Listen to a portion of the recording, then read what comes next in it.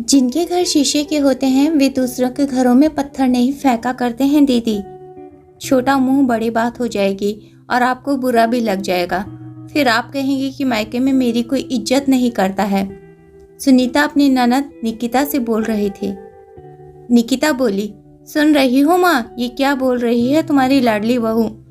सुनीता की सास बोली, बहू यह क्या बोल रही हो, भूलो मत ये बेटी है इस घर की। इस घर पर इसका भी उतना ही अधिकार है जितना तुम्हारा और तुम्हारे पति का है। सुनीता बोली, मम्मी जी मैं नहीं भूली हूँ, ये भूल गई हैं आपकी बातों को, आपकी सीख को, और यह भी कि ये बेटी हैं। वहीं खड़े सुनीता के ससुर बोले, बहू आखिर बात क्या है, क्या बहस चल रही है तुम सब लोगों में। सुनीता बोली, बोलिए दीदी, या फिर मैं बताऊं पापा जी को। पापा जी, दीदी के घर में उनके ससुर से उनका कैसा रिश्ता है ये मैं भी जानती हूँ, कुछ छुपा नहीं है मुझसे, पर मैंने कभी दखल अंदाजी नहीं की क्योंकि मैंने कभी जरूरी ही नहीं समझा, या फिर मैंने अपने मायके में भी कभी इसकी चर्चा तक नहीं की है। सुनीता के ससुर बोले, तो तुम दोनों बहस किस बात पर कर रही हो। सुनीता बोली, पापा जी कहना तो नहीं चाहिए पर मम्मी जी भी इसके लिए जिम्मेदार हैं। मम्मी और दीदी दोनों बैठकर मेरे मायके की और मेरी बुराई करती रहती हैं। आज तो हद ही हो गई। दीदी मेरी भाभी से मेरी शिकायत कर रही थी कि मैं आप सबका ख्याल नहीं रखती, अपने पति को गर्म खाना खिलाती हूँ और आप सबको ठंडा खाना देती हूँ। बोलिए दीदी, क्या मैं झूठ बोल रही हूँ। सुनीता रोते हुए घर वालों से बोली, अब आप सभी बताइए इस बात में कितनी सच्चाई है, मेरे मायके में मेरी क्या इज्जत रह जाएगी। वहीं बैठे सुनीता के पति संजय बोले, माँ क्या यह बात सच है। सुनीता की सास बोली, बेटा वो तो मैं कभी कभी बात कर लेती हूँ, पर भगवान झूठ ना बुलाए, मैंने बहू के मायके वालों से कभी भी इसकी शिकायत नहीं की है, ना ही कभी बहू के बारे में कुछ बुरा भला कहा है। क्यों री निकिता, तूने कब फोन किया उन्हें और मुझे बताया भी नहीं। निकिता बोली, वो माँ उस दिन फोन पर बातों ही बातों में मुंह से निकल गया। एक दिन आप ही तो फोन पर बोल रही थी कि रोटी ठंडी हो गई है। सुनीता की सास बोली, अरे हाँ, पर मैंने यह तो नहीं कहा कि बहू ने मुझे ठंडी रोटी दी है। तेरे ससुर तो हमेशा तेरी शिकायत करते हैं कि कभी समय पर खाना नहीं देती आपकी बेटी, पर हमने तो कभी कुछ नहीं कहा तुमसे, जैसा चाहो वैसे अपने घर को चलाओ।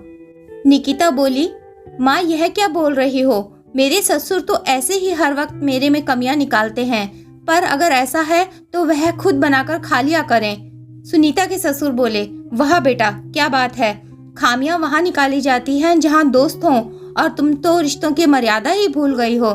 संजय की माँ, क्या यही सिखाया है तुमने अपनी बेटी को। निकिता बोली, पापा अपनी बहू के सामने मेरा अपमान करोगे। सुनीता के ससुर बोले, निकिता रिश्ते खामियों से नहीं खूबियों से बनते हैं, रिश्ते चलाना आसान नहीं होता। चलो अच्छा है, कम से कम हमारी बहू ने हमारे कुछ बोलने पे ये तो नहीं कहा कि खुद बनाकर खा लीजिए।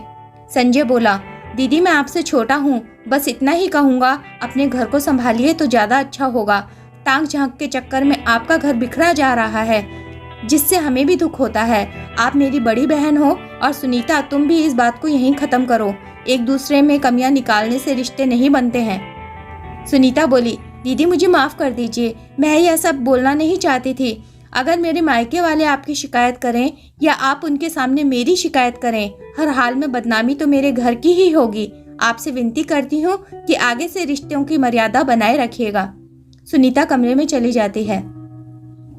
सुनीता की सास बोली, निकिता तुमने बहुत गलत किया, अब बहू से मैं नजरें नहीं मिला पाऊंगी, वो क्या बोलेगी, खुद की बेटी ऐसी है और ये मुझे ज्ञान देती हैं।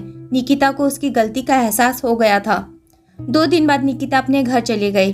कुछ दिनों बाद निकिता के ससुर का फोन आया और सुनीता के ससुर से बोले, समधी जी आपकी बहू की बहुत तारीफ सुनता हूँ, एक बार मिलने की इच्छा है। पता नहीं उसने ऐसा क्या कहा क्या किया कि मेरी बहू की खूबियों को बाहर निकाल कर रख दिया है। अब मेरा बुढ़ापा भी सुख से कटेगा। आपकी बेटी अब बहुत समझदारी से काम लेने लगी है। आज निकिता के पापा को भी अपनी बेटी पर गर्व महसूस हो रहा था। एक रोज सुनीता की भाभी ने फोन किया कि आपकी ननद मुझसे माफी मांग रही थी कि मजाक में उन्होंने आपके बारे में कुछ कह दिया था।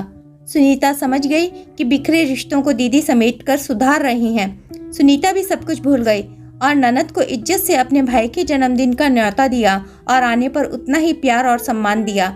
निकिता भी अब रिश्तों की मर्यादा रखना जान चुकी थी। तो दोस्तों, अगर कहानी पसंद आई हो तो कहानी को लाइक करें, शेयर करें और इसी तरह की मनोरंजक और ज्ञानवर्धक कहानियों को सुनने के लिए मेरे चैनल को सब्सक्राइब करना बिल्कुल भी ना भूलें। धन्यवाद।